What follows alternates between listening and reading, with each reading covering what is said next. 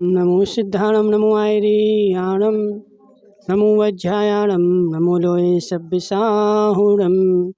पंच परमेष्टि भगवान की, अनंत अनंत सिद्ध परमेष्टि भगवान की, 1008 देवाय देव वासुपूज्य भगवान की, 1008 देवाय देव श्री राम भगवान की, आचार्य भगवान रवि सेन स्वामी की, आचार्य भगवान विद्यासागर जी महाराज की, आचार्य भगवान विशुद्ध सागर जी महाराज की। यहाँ पर पद्म पुराण चल रहा था अपना, और जिसमें कि अपन ने देखा था कि राम लक्ष्मण एक नगर में गए थे, और उस नगर में उन्होंने क्या देखा कि नगर तो बहुत सुंदर था, लेकिन उस नगर के वासी शाम के समय अपने अपने घर को छोड़ करके कहीं भाग रहे थे। तो एक आदमी को पकड़ के उनने पूछा कि तुम लोग कहाँ जा रहे हैं, अपना घर छोड़ छोड़ के तुम क्यों जा रहे हैं, कहाँ जा रहे हैं? तो उसने सारा वृत्तांत सुनाया कि ये जो पर्वत है, इस पर्वत पर 3 दिन से भयंकर आवाज़ें आ रही हैं, और ऐसी आवाज़ें आती हैं कि उनको छोड़ करके पृथ्वी भी कांपने लगती, ऐसी भयंकर आवाज़ कि पृथ्वी भी कांप उठती है, ऐसी आवाज़ें आती हैं। तो जैसे सीता ने सुना तो सीता ही बोली कि चलो अपन भी भाग चले। राम से बोली कि एक काम करो, अपन भी भाग चलें, ये सब लोग भाग रहे हैं। तो राम ने बोला एक काम करो, हे सीते, यदि तुम्हें जाना है तो तुम तो जाओ और सुबह आ जाना। हम तो आज कहाँ रहेंगे, तो आज की रात्रि हम इस पहाड़ के ऊपर ही रहेंगे और देखेंगे कि ये आवाज़ें जो हैं कहाँ से आ रही हैं, कौन करता है। तो वो दोनों जा कर के वहाँ पहाड़ के ऊपर बैठ गए। तो उन्होंने वहाँ जा कर के 2 मुनिराज देखे थे। वह 2 मुनिराज बैठे थे, ध्यान में लीन थे, और उनके चारों ओर सांप बिच्छू चिपके हुए थे, बहुत भयंकर, बहुत सारे। तो उन्होंने अपनी धनुष बाण से उन सांप बिच्छुओं को हटाया और हटा करके उनकी भक्ति करी। सीता ने नृत्य करा, पूजा करी, ऐसा सब कुछ किया था। अब देखो आगे क्या होता है। तो ऐसे जिनके अग्रभाग में बिजली रूपी ज्वाला प्रकाशमान थी, ऐसी लंबी लंबी घन घटा से आकाश व्याप्त हो गया, और ऐसा जान पड़ रहा था मानो भय से व्याकुल हो कहीं चला गया हो। यानी जैसी शाम हुई तो चारों तरफ ही काली घटा छा गई, और काली घटा छा करके आकाश जो है भयंकर हो गया। जिनके क्यों हो गया भयंकर? जिनके आकार अत्यंत भय उत्पन्न करने वाले थे, तथा जिनके मुख डालों की पंक्ति से कुटिल थे, ऐसे भूतों का झुंड महाभयंकर अट्टहास करने लगा। जैसे ही शाम हुई, रात चालू हुई, भूतों का झुंड आ गया है। बोलो, भूतों का झुंड जोर जोर से अट्टहास करने लगा, हंसने लगा। राक्षस नीरव शब्द करने लगे, अमंगल रूप श्रृंगालियाँ अग्नि उछालती हुई शब्द करने लगी। राक्षस आ गए बहुत सारे, और राक्षस क्या कर रहे हैं, तो शब्द कर रहे हैं।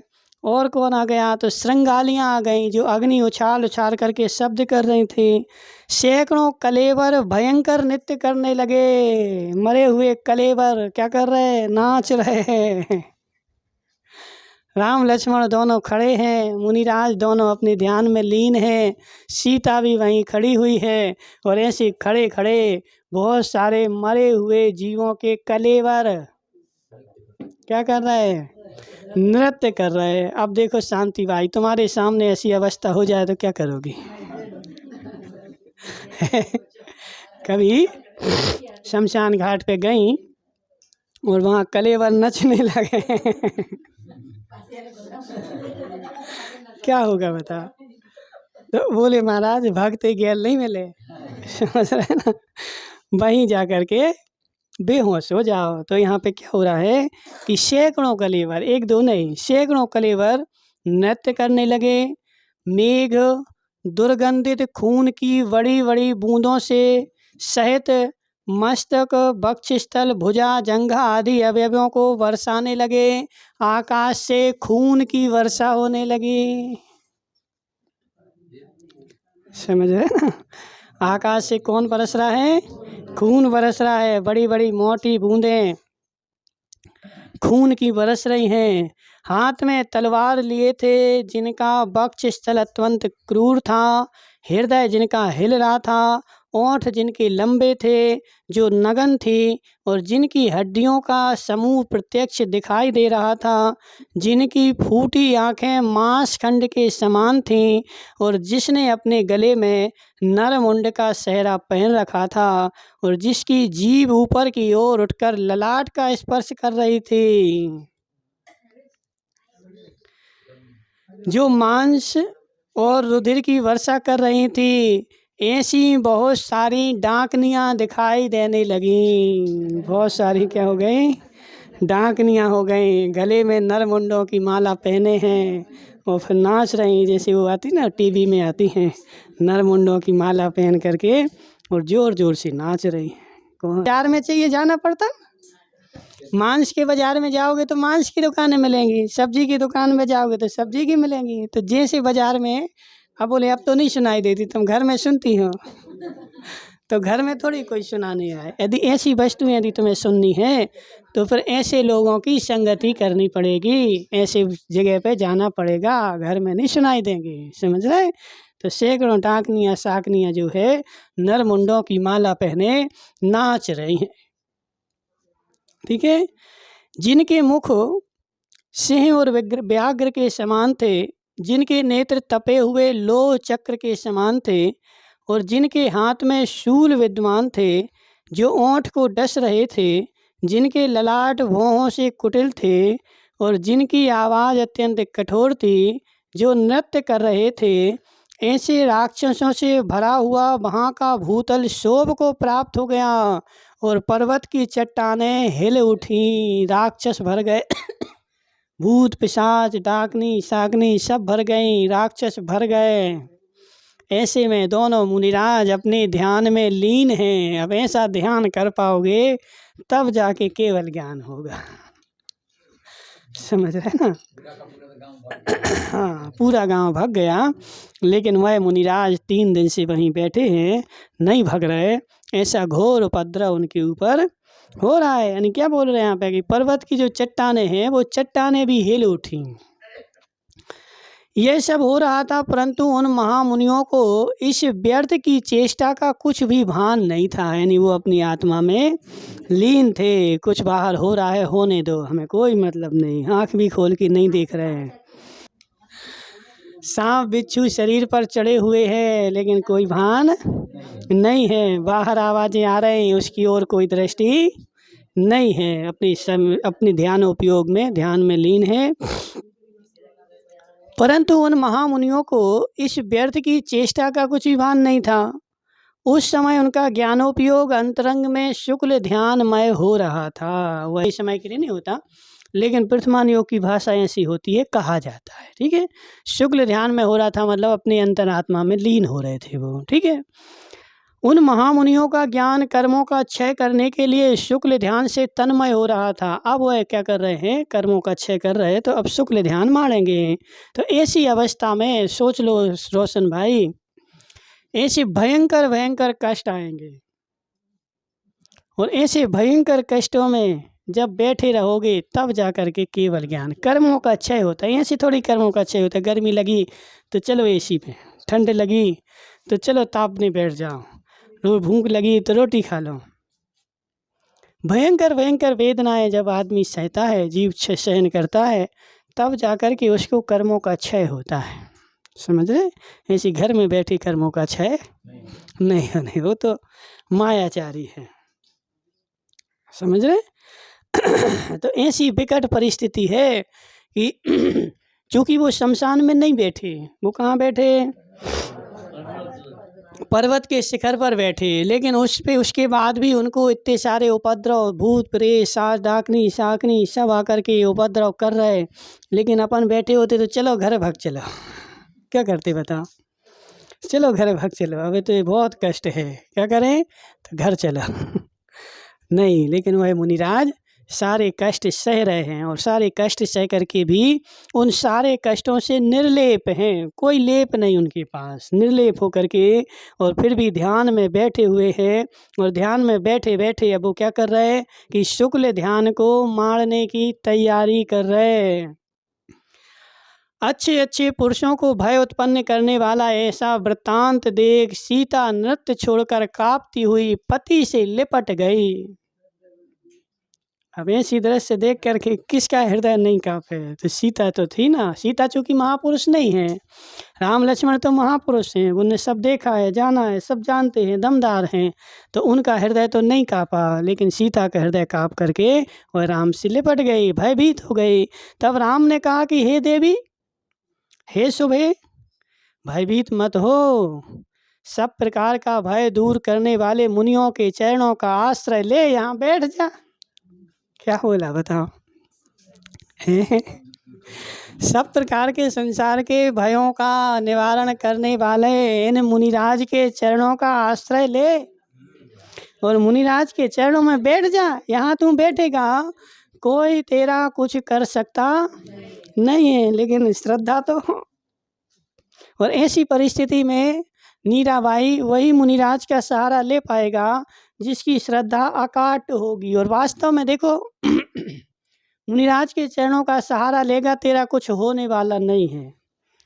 लेकिन सबसे बड़ी बात है कि तुम्हारा मन मान जाए। समझ रहे ना? क्या होता है ना, अपन बीमार होते हैं तो बीमार हुए तो इन डॉक्टर के पास जाओ, आज ठीक नहीं हुए तो उस डॉक्टर के पास जाओ, नहीं हुए तो उसके पास जाओ, नहीं हुए तो उसके पास जाओ। जबकि वास्तव में देखा जाए तो दवाई तो उतनी ही होती है। समझ रहे? और किसी भी डॉक्टर के पास चले जाओ, तुम्हारे घाटोल में इतने सारे डॉक्टर हैं, किसी के पास भी जाओगे वो बदल बदल के वही दवाई देगा, कंपनी बदल देगा। इसने दूसरी कंपनी की दी थी, उसने दूसरी कंपनी, इसने 200 mg की दी, उसने 400 mg की दे देगा मात्र वो ही। लेकिन हमें क्या होता है कि श्रद्धा नहीं होती, और श्रद्धा नहीं होने के कारण ही ठीक नहीं होते। आधे तो मनसुखलाल जी, डॉक्टर की दहली पे चढ़ो और जब 500 रुपया की रसीद कटती तो आधे ठीक हो जाते आधे ठीक हो जाते। और जब वो 2-4 इंजेक्शन लगाता है, बोतल लगाता है, तो पूरे ठीक हो जाते, भले उस बोतल में पानी भरा हो। समझ रहे ना? उस बोतल में कुछ भी नहीं हो, पानी भरा हो, लेकिन मन में संतोषी हो जाती है। और डॉक्टर ने क्या किया, बोतल चढ़ा दी, हम ठीक हो गए। समझ रहे? तो आदि जो है ना, आदमी जो ठीक होता है वो श्रद्धा के कारण ही होता है। लेकिन राम लक्ष्मण की ऐसी अकाट श्रद्धा थी कि वह इतने भूत प्रेतों के बीच में वो मुनिराज बैठे हैं, कुछ भी नहीं कर रहे, और उनके ऊपर भी उपसर्ग चल रहा है। लेकिन उसके बाद भी राम ने क्या बोला सीता से कि हे सीते, तुम क्या करो, इन मुनिराजों की शरण लो। फिर भी उनको अकाट श्रद्धा है कि दुख कहाँ मिटेंगे, तो इन मुनिराजों के चरणों में ही हमारे कष्टों का निवारण होगा, और 3 लोक में, संसार में कहीं भी निवारण होने वाला नहीं है। ऐसी अकाट श्रद्धा है मीराबाई। तो कहने का आशय क्या है कि ऐसी अकाट श्रद्धा हो जिसको संसार के, और ये जो मुनिराज बैठे हैं, तो ये मुनिराज जो बैठे हैं, इतने सारे भूत व्यंतर आ गए, लेकिन मुनिराज का बाल बांका नहीं कर पा रहे। कब तक? जब तक वह मुनिराज अपना ध्यान ना छोड़ दें और ध्यान छोड़ करके उनसे डर ना जाएं, तब तक वह भूत व्यंतर मुनिराज का कुछ भी नहीं कर सकते। बैठे रहो, करते रहो, तो हम बैठे अपने आप। समझ रहे ना? तो ऐसे वह मुनिराज की बात है, लेकिन ऐसी हमारे ऊपर भी बात है मनसुखलाल जी। हमारी श्रद्धा की अडग हो और श्रद्धा हमारी पक्की हो, हमारे सामने कितनी मुसीबत आ जाए, कितना संकट आ जाए, कितने भूत आ जाएं, कितने प्रेत आ जाएं, कितनी बीमारियां आ जाएं, कितना संकट आ जाए, लेकिन हमारी श्रद्धा अकाट हो कि कोई मेरा कुछ नहीं कर सकता है, और हमारे संकट टलेंगे तो सच्चे देव शास्त्र गुरु के चरणों में ही टलेंगे, इसके अलावा कहीं टलने वाले नहीं है। ऐसी श्रद्धा अकाट हो, और उस समय तो उनका सहारा ले तो टलेंगे। लेकिन क्या होता, भगता है बेचारा, यहाँ जा रहा है, वहाँ जा रहा है, वहाँ जा रहा है, क्यों? श्रद्धा नहीं है। लेकिन राम ने क्या बोला सीता से कि हे सीते, सब प्रकार का भय दूर करने वाले मुनिये के चरणों का आश्रय ले। क्यों डर रही? सारे डर तो यहाँ मिट जाते हैं। यदि यहाँ डर नहीं मिटे तो कहाँ मिटाने जाओगे? समझ रहे हैं ना? सबसे बड़ा डॉक्टर अहमदाबाद में है, जो सबसे बड़ा डॉक्टर है, यदि उसके पास रोग नहीं मिटे तो फिर कहाँ जाओगे? हैं? यदि उसके बाद भी रोग नहीं मिट रहे तो फिर संसार में कोई आश्रय नहीं है। तो सबसे बड़ा आश्रय जो है वो दिगंबर मुनिराज का आश्रय है। यदि इनके चरणों में तुम्हारे कष्ट नहीं मिटे तो ये समझना कि अब हमारे संसार में कष्ट मिटने वाले नहीं हैं, क्योंकि आखिरी शरण जो है वो यही है। इसलिए तुम क्या करो, इनकी चरणों में बैठ जाओ। सब प्रकार का भय दूर करने वाले मुनियों के चरणों का आश्रय ले बैठ जाओ। यह कहकर राम ने सीता को मुनिराज के चरणों के समीप बैठाया, वहाँ बैठा दिया, बैठ जाओ। बैठ गई, उसको थोड़ी सी तसल्ली मिल गई और स्वयं लक्ष्मण कुमार के साथ युद्ध करने के लिए तैयार हो गए। तो किससे युद्ध करेंगे हम? भूत व्यंतरों से। कुमार लक्ष्मण को साथ में लिया और साथ में लेकर के भूत व्यंतरों से युद्ध करनी। अब तुम सोच लो कितने महान होंगे। सैकड़ों तो वो कलेवर लिए टांगे नाच रहे थे, भूत आ गए थे, प्रेत आ गए थे, खून की वर्षा हो रही थी, उसके बाद भी वो उनसे युद्ध करने के लिए तैयार हो गए। तो कितने बलशाली होंगे। अब उनके बल का पार तुम लगा लो। समझ रहे? अपने और अपने घर में तो बर्तन भड़बड़ा जाए। हाँ, तो कहने का है, लेकिन उनको तो स्पष्ट सामने इतनी सारी स्थिति दिख रही, लेकिन वो नहीं डर रहे हैं। तो कितने बलशाली हो, उनके बल का पार अपन लगा सकते हैं। ठीक है। और दोनों के दोनों स्वयं क्या हुए, तैयार हो गए, काहे के लिए? युद्ध करने के लिए। तदनंतर सगल मेघ के समान गरजने वाले एवं महाकांति के धारक राम लक्ष्मण ने अपने धनुष टंकोरे, तो ऐसा जान पड़ रहा था जैसे वज्र ही छोड़ रहे हों। आ गए ना शब्द, उनके जो धनुष बाण थे टंकोरे। टंकोरे जानते ना है? क्या बोले? टंकोरे ऐसे छोड़ देते हैं, समझ रहे ना? ऐसे छोड़े जाते हैं, ऐसे तान करके खींच दिए तो उसको बोलते हैं टंकोरना। ठीक है। तो जैसे उन्हें टंकोरे तो ऐसा लग रहा था जैसे सब जगह से वज्र के बाण ही छूट रहे हों। तदनंतर हे बलभद्र और नारायण हैं ऐसा जानकर वह अग्निप्रभ देव घबराकर तत्काल तिरोहित हो गया। ये सब कौन कर रहा था? अग्निप्रभ नामक देव जो था वह सारी यह लीला रचा करके और उनको डरा रहा था, बता रहा था। और जैसे टंकोरे तो अरे ये तो बलभद्र नारायण है, भगो यहाँ से। और बेचारा क्या हुआ, तिरोहित हो गया। उस जोशी देव के चले जाने पर उसकी सब चेष्टाएं तत्काल विलीन हो गईं और आकाश निर्मल हो गया। जैसे वो भगा तो वो सब लीला उसी की थी। कोई वहाँ भूत प्रेत इतने सारे थे नहीं, उसने बनाए थे। और हो सकता है उसकी आज्ञाकारी देव हों। समझ रहे ना? जी सब जो नाच रहे थे ना भूत व्यंतरों का रूप बना करके, वो तो था कौन? अग्नि कुमार देव था। लेकिन हो सकता है जी उसके किंकर हों। तो किंकर सब वहाँ नाच रहे थे। तो राजा जैसे ही गया तो सारे के सारे लोग भाग गए और भाग करके आकाश साफ हो गया, एकदम निर्मल हो गया। और अथानंतर परम हित की इच्छा करने वाले राम लक्ष्मण के द्वारा प्रतिहारे का कार्य संपन्न होने पर, उपसर्ग दूर होने पर दोनों मुनियों की क्षण भर में केवल ज्ञान प्राप्त हो गया। अब ऐसा नहीं कि वो मुनिराज इसका दूर नहीं कर सकते थे, जो उपसर्ग दूर नहीं कर सकते थे, ऐसा नहीं है। मुनिराज तो आँख खोलते तो अग्निप्रभ तो भग जाता। लेकिन वो तो क्या कर रहे थे, अपनी परीक्षा कर रहे थे, हम में कितनी सहन करने की शक्ति है, हम कितना सहन कर सकते हैं, तुम करो कितना करोगे। तो वो अपने आप की परीक्षा कर रहे थे, इसलिए उन्होंने उनको भगाया नहीं। और जैसे ही वो उपसर्ग दूर हुआ, हालांकि दो बातें होती हैं,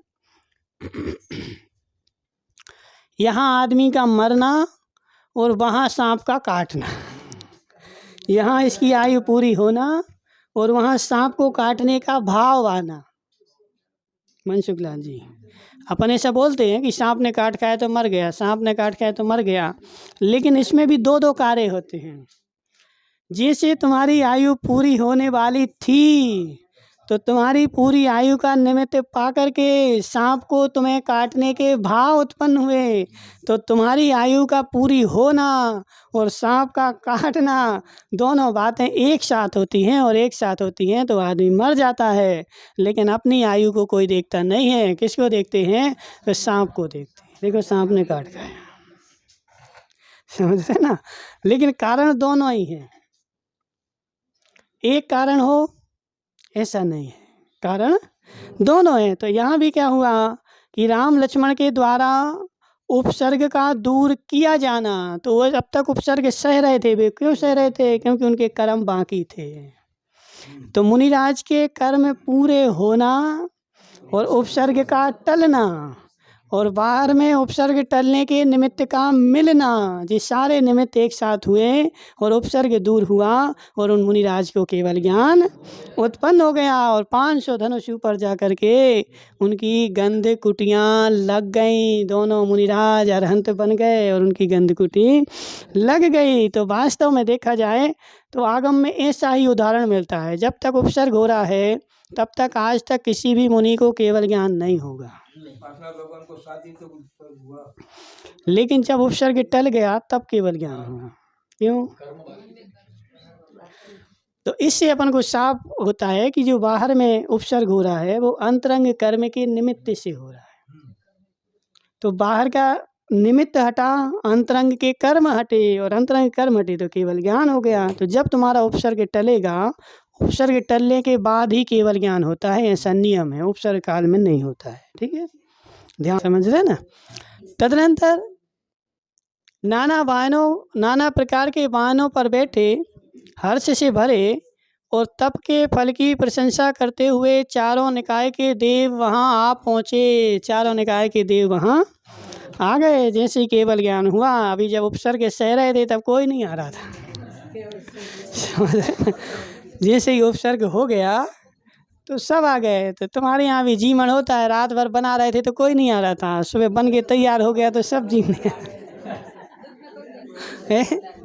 तो दुख में कोई नहीं आता। ऐसे नैना भाई अपनी आत्मा से बोलो, अपने आप से बोलो, हे जीव, दुख में कोई नहीं सहायता करता है, दुख में कोई आता नहीं है। ऐसी अपनी आत्मा से बोलो। और तुम जो कर्म कर रही तो उसके कारण अगले भव में तुम्हें दुख भोगना पड़ेंगे, तो तुम्हें कोई भी सहायता करने नहीं आएगा, वस्तुपाल भी नहीं आएंगे।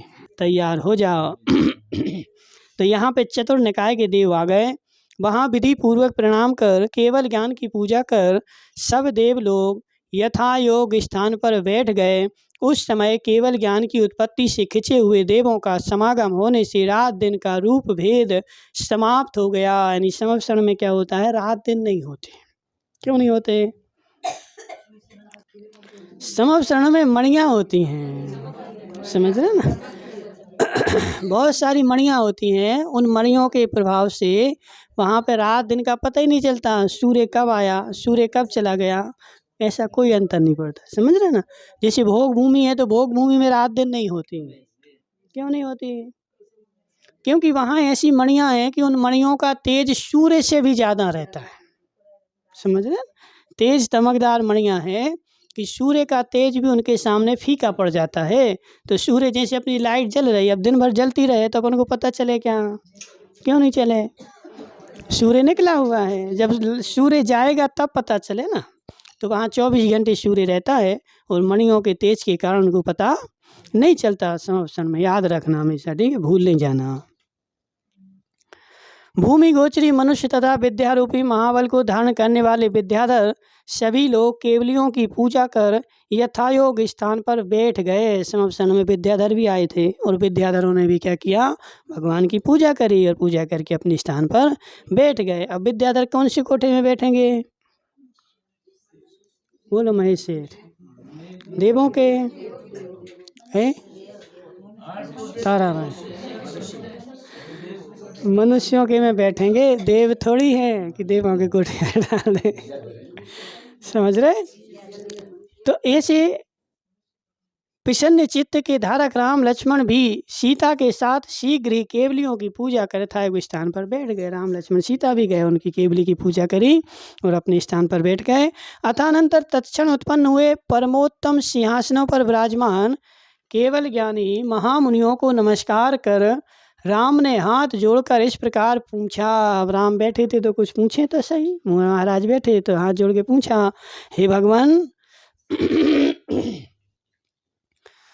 रात्रि के समय आप दोनों अथवा अपने ही ऊपर या उपसर्ग किसने किया था और आप दोनों में परस्पर अति स्नेह किस कारण से है।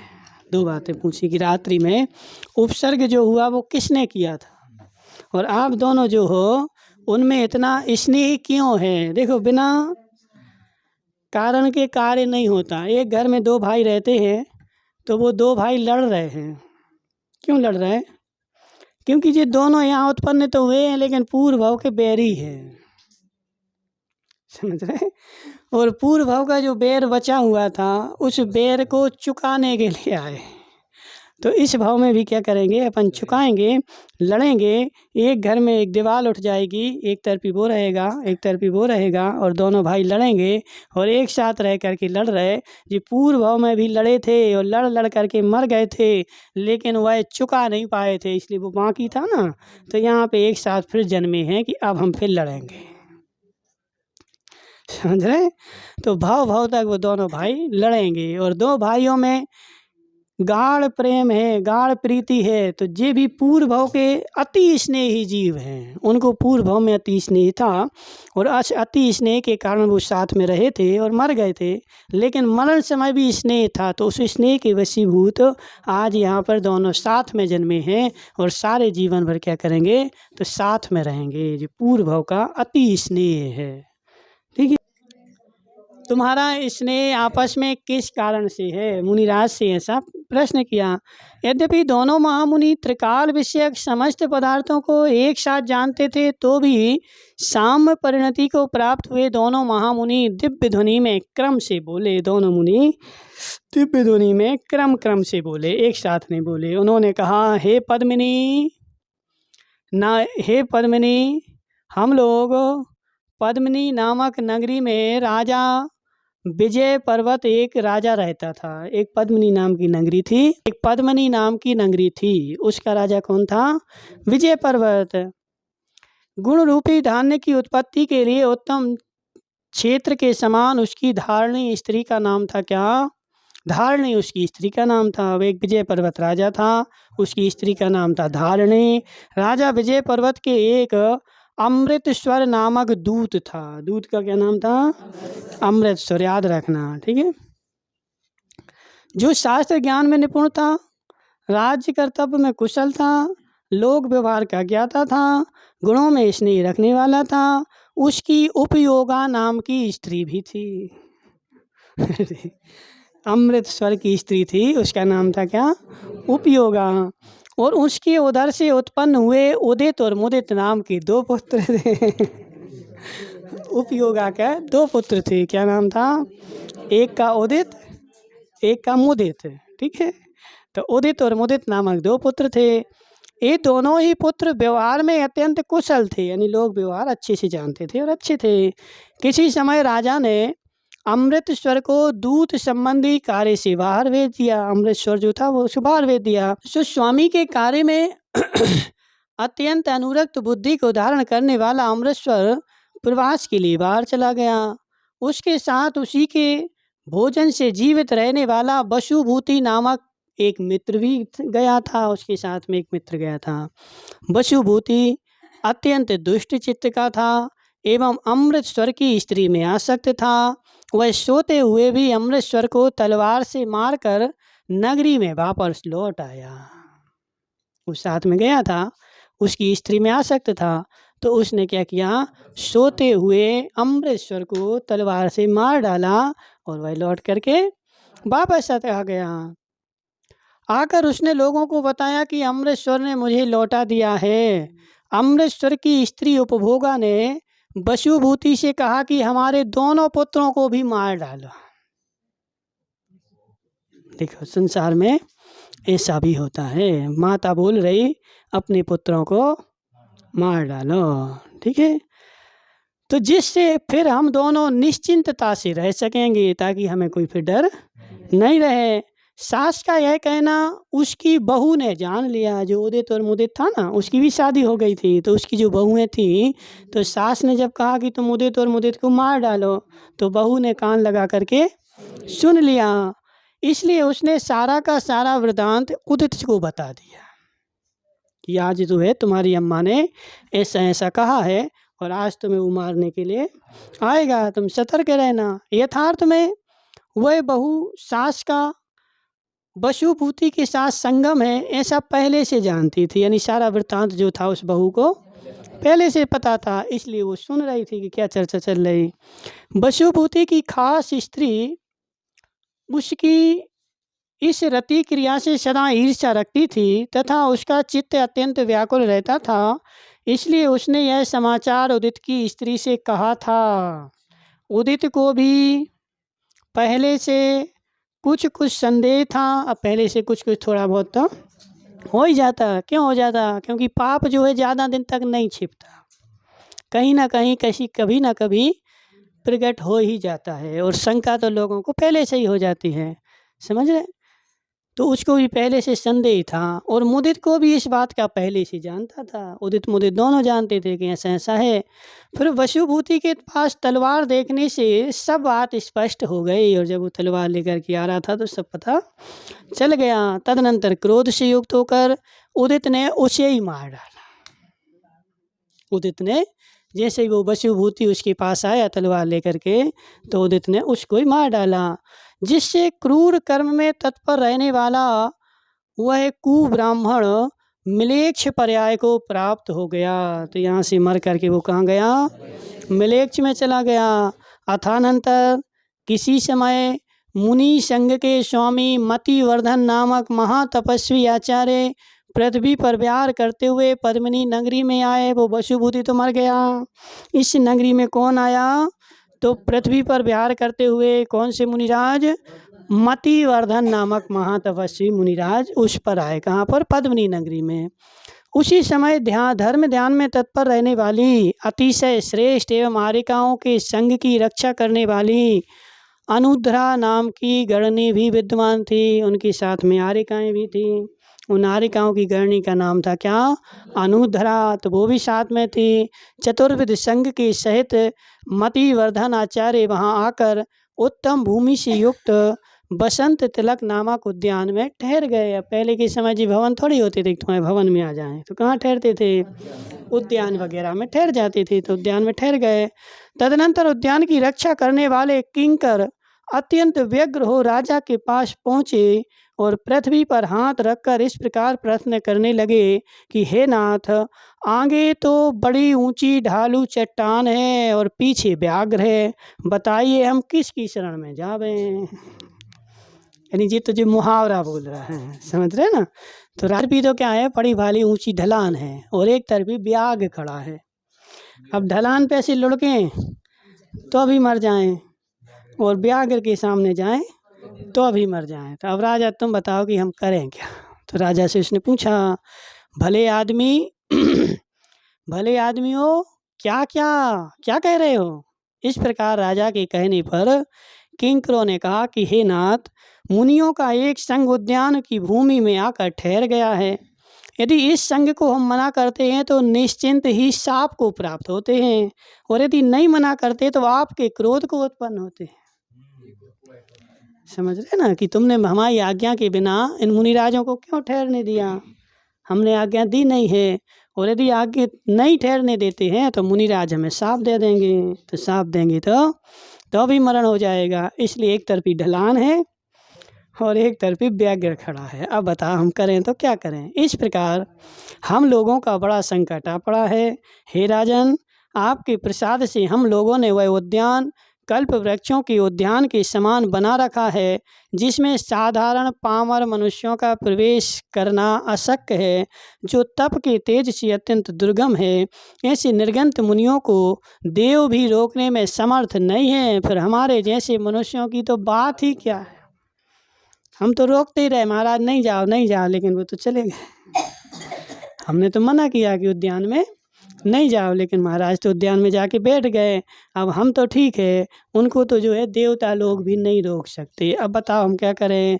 तदनंतर भयभीत मत हो, इस प्रकार किंकरों को सांत्वना देकर बहुत भारी आश्चर्य से युक्त हुआ राजा उद्यान की ओर चल पड़ा। तो उस किंकरों को उसने अभयदान दे दिया, तुम लोग टेंशन नहीं करो, हम जा कर के देख लेते हैं।